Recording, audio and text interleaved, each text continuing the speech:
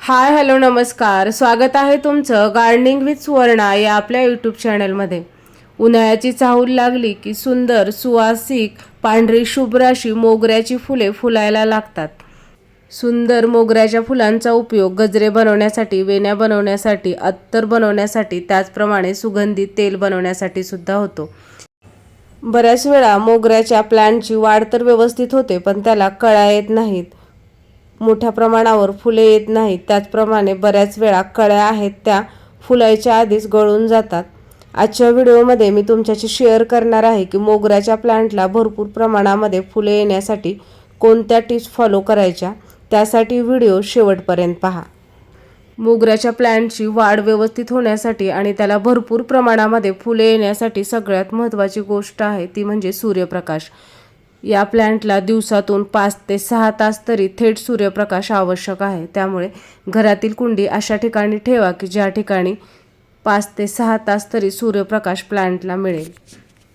मोगऱ्याच्या प्लांटला नवीन नवीन ब्रँच येण्यासाठी आणि प्रत्येक ब्रँचवर कळ्या फुले येण्यासाठी त्याची योग्य वेळी योग्य प्रमाणात छाटणी करणे सुद्धा आवश्यक आहे.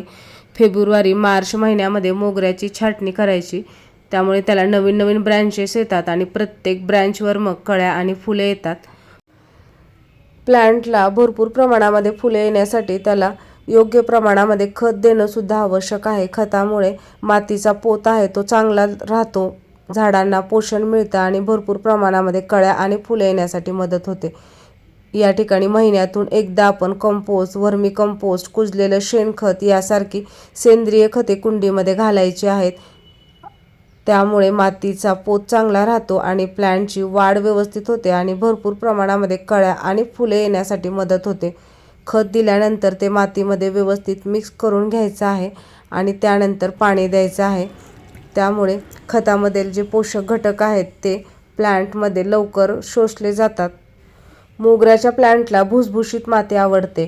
कुंडीतील माती जर कडक, कॉम्पॅक्ट झाली तर प्लांटची वाढ व्यवस्थित होत नाही आणि त्याला फुलेसुद्धा येत नाहीत, किंवा कडक माती असेल तर कळ्यासुद्धा फुलायच्या आधी गळून जातात. त्यामुळे 8 ते 10 दिवसातून एकदा कुंडीतील माती आहे ती व्यवस्थित मोकळी करून घ्यायची. त्यामुळे झाडांच्या मुळांना व्यवस्थित ऑक्सिजन मिळतो, मातीमध्ये हवा खेळती राहते आणि प्लांटची वाढसुद्धा व्यवस्थित होते.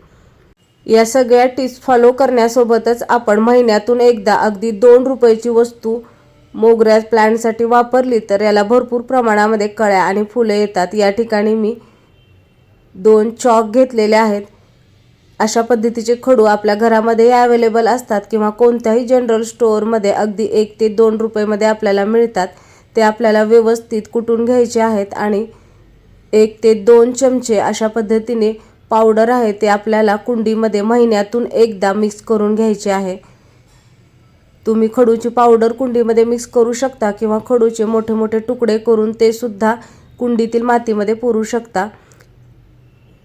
खडूची पावडर हे नैसर्गिक खत म्हणून काम करतं. यामध्ये मोठ्या प्रमाणावर कॅल्शियम कार्बोनेट असतं, त्यामुळे झाडाला कॅल्शियम मिळतं आणि प्लांटला मोठ्या प्रमाणावर पांढरी शुभ्र फुले येण्यासाठी मदत होते. त्याचप्रमाणे कॅल्शियम कार्बोनेटमुळे मातीचा pH सुद्धा बॅलन्स होतो, त्यामुळे सुद्धा प्लांटची वाढ व्यवस्थित होते. त्यामुळे महिन्यातून एकदा अशा पद्धतीने आपण खडूची पावडर किंवा खडूचे छोटे छोटे तुकडे करून जर मातीमध्ये व्यवस्थित मिक्स केले तर मोगऱ्याला भरपूर प्रमाणामध्ये कळ्या आणि फुले येण्यासाठी मदत होते. कुंडीमध्ये खडूची पावडर मिक्स केल्यानंतर आपल्याला प्लांटला पाणीसुद्धा द्यायचे आहे.